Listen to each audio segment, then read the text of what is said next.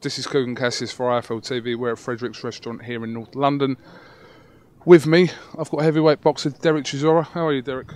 I'm alright. These chairs are sinking in, isn't it? Sinking into the grass. Yeah. Look at that. Falling. Can you hold it together for a few minutes? Who put these chairs here? What kind of twat puts chairs here? I think it was someone who worked here, to be honest. What kind of nonsense is this? Anyway. You're right. What's happening? How are you? I'm very well, thank you. Talk to me a little bit about what you've been doing here today, learning the art of flambe. Flambeing. I don't know. Fucking thing is dangerous, but nearly took my eyebrows off. Enjoyed it. You know, I love cooking. You know, I think they might hire me after boxing, be the head chef. Yeah? Yeah. Take after, what's his name, Ainsley Harriott? Maybe. We never know. What were you actually cooking there? Because I saw it, but it looked like some sort of raw animal. It was rabbit. Rabbit? Yeah. Not pigeon? Rabbit. It was a rabbit. Okay. Yeah, we're cooking rabbit. And the kidneys and the ball sacks as well. So everything is in one. Okay. Do you eat that stuff? I wouldn't eat it, no. Why not? I don't know, it's not really a bit of me. I'm quite What do you eat? traditional. What's traditional? Fish and chips, And what else? bread and butter. And what else? Don't know. Here's a question for you. Go on. Before fish and chips was invented, what were you eating? I wasn't born then. You were not born then, but what do you think your ancestors were eating? My- For you to be where you are right now, they were eating rabbit. You know, that rabbit, pigeon, pheasant, everything they can get hold of. You know, so you can't. Are you telling me or are you asking me? I am telling you now, so you understand. Like everybody say out there, oh, we don't eat pigeon. You know, back in the days, people used to eat pigeon. You know, it was a delicacy for people. Now people got their noses up their backside. They think they can't. They don't eat that no more. They only want to eat chicken where they're served by Tesco's or Marks and Spencer's and Waitrose. But really and truly, before all those things happen, people eating pheasants, rabbit, snakes. You know, the whole deal. Okay. Yeah. So you're gonna try some rabbit later on, yeah? I'll try some rabbit. I'll try some of the rabbit you cooked, possibly. Yeah, good. That's amazing. Richard, make sure you get some rabbit for him before he goes. Thank you, chef. Dereck, can I just ask you about your shoes first? Can you just put your leg up? What's that about? That looks like something from a scene in Pulp Fiction. Them bad boys cost about £800. Yeah? Yeah. And I got about 15 pairs of those. Bloody thing is still sinking, isn't it? Jesus Christ. I'm not that fat. My one's alright. You skinny fuck. Lost a bit of weight. Dereck, into preparation talks. How is training? As boring as this question is, how is training? Training is going well. You know, I had to take time off because I pulled a bad hamstring. I didn't pull a hamstring right between my ball sacks and the joint. There's a muscle which is kind of loose there, so I've been finding it hard to move.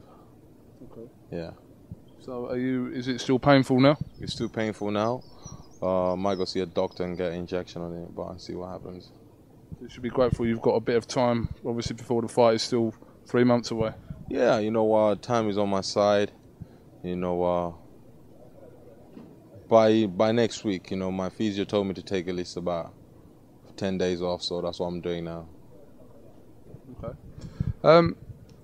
Press conference last time out in Manchester with Tyson Fury. It didn't really get going between you two because Tyson stormed off, if you like. So you said it was an Oscar-winning. Exactly words was, I'm Tyson Fury. I'm going to knock this motherfucker out. And he couldn't knock the table off. I felt embarrassed for him. Did you sort of have an inkling he was going to do something when he got up? We knew he was going to do something after we saw him whisper to his uncle. And me and Charles I just looked at Charles and then we looked at him and we're like, oh, here we go. And he picked the microphone up. And then, I don't know, man. It's... Do you know what? I hope you don't mind me saying this, but This is the sort of stuff that you would have done 2 years ago because... I don't knock tables over. Oh, tables over. But you used to kiss men and you used to slap people in their face. What's your problem? No, I'm just saying to you. What's your problem? I used to kiss men. What's your problem? I ain't got a problem with that. How many men have you seen me kiss? One. So why would you say men? Do you want me to rephrase as in man? Yeah. I've seen you kiss a man before. Yeah.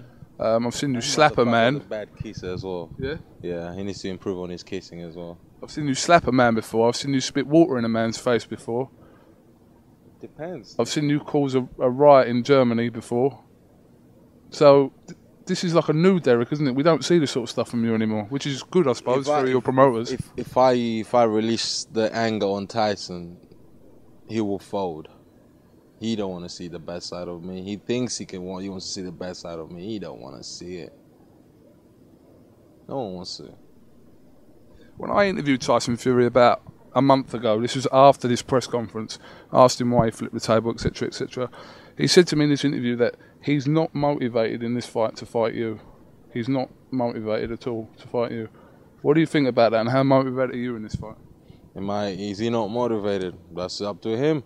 We know he's motivated. He's just... I'm just saying what he said. Yeah, we know exactly he's motivated. He's motivated. It's his biggest paycheck he's getting again.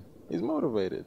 What he needs to understand is, to Tyson Fury, he has to be motivated. He is. We know exactly. That's why he's still keeping our kid from America here for the whole year. Keep sparring with him. Eddie Chambers. But we know he's not really going toe to toe with Eddie Chambers, because we don't see any scars on Eddie Chambers, you know. But we see scars on his face. So there's something wrong going on in his gym. So we're gonna find out when he comes on the 26th. He'll be motivated. Don't worry. He's training hard. How much different is this going to be? Forget your shape-wise. We know you're in a lot better shape than when you first fought Tyson Fury, but this is going to be a completely different fight, isn't it? Completely different fight. We're going to look for him, we're going to find him, and we're going to knock him out. And obviously, the pot of gold at the end of this rainbow is a We're not looking at shot. the pot of gold, we're just looking at the fight. He's never boxed in front of 20,000. How many people that place hold? Just under 20, isn't it? Around 20,000. Yeah. He's never boxed in front of that crowd. Has he walked out in front of the stadium with people there? Like, we don't know what kind of people are going to be in Manchester. And I already said, people in Manchester don't like him. I think this is the first fight I won't be getting booed at. But it happens. How do you feel about fighting in Manchester, you yourself? I loved it. I say to Frank, get the fight in Manchester. And he goes, no, we're only in London. I was like, no, have it in Manchester. Okay. Yeah. Are we going to expect any more drama leading up to this fight? Because it seems like every time you two are sort of put together... I'm going to be as calm as a daisy. There will be no drama on my side. Why not there'll be drama on his side because he wants to make a name for himself? He can't make a name for himself. I can make a name for him if he wants to. So if anything happens on his behalf, you're not going to react to it, is that what you're saying? No, if he touches me, I might react. But if he don't touch me and then keeps playing with the tables and the insults, I don't mind. But if he lays a hand on me, who never knows. I'm a bad boy, you know. Don't mess around with me. Okay. Did you come here in a German whip? I don't know. Nah. I came in an English. I came in a Rover. Do you remember the Rovers? Yeah, I remember Rover. Yeah, I got one outside. They made me a limited edition Rover. I'll show it to you one day. All right. Well, listen, Dereck. Thanks for inviting me to your garden here. It's very beautiful. Thank you. Try some rabbit. I'm going to try some rabbit. Richard's getting me some now, to be honest. So, Richard, where's his rabbit? Where my rabbit at, man?